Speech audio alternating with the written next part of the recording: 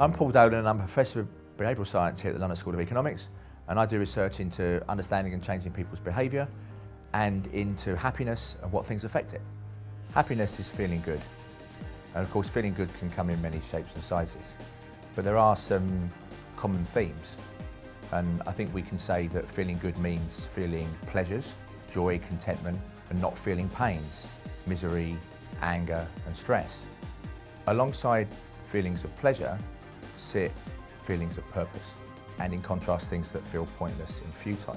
So happy lives are ones that contain a good balance of activities that feel pleasurable on the one hand and purposeful on the other.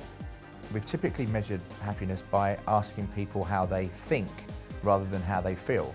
So we ask questions like, overall, how satisfied are you with your life nowadays?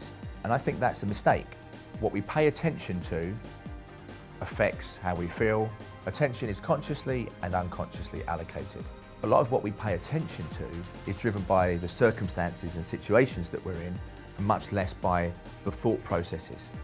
What we need to do is we need to consciously think about designing environments and situations in ways that allow our unconscious attention to run free. Too many happiness books have been about thinking yourself happy, with insights like, be positive. But how do I do that? Spend more time with people that you enjoy being with and less time with people you don't like. Spend less time being distracted by the internet, by email, by Facebook, by all the things that vie for your attention and take you away from enjoying the experiences that you're engaged in. I've written the book because I think I've got something to say. I think without too much grandness and arrogance, I think people can read the book and just be a little bit happier themselves by having read the insights. And you'll get clear insights into what happiness is.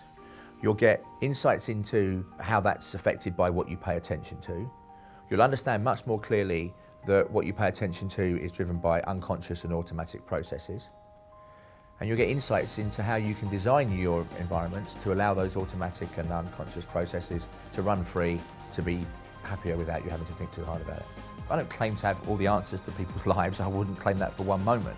But by reading the book, I think people can learn lessons that will help them help themselves. Much of what's been written about happiness today is that it's effortful, thoughtful, and hard work.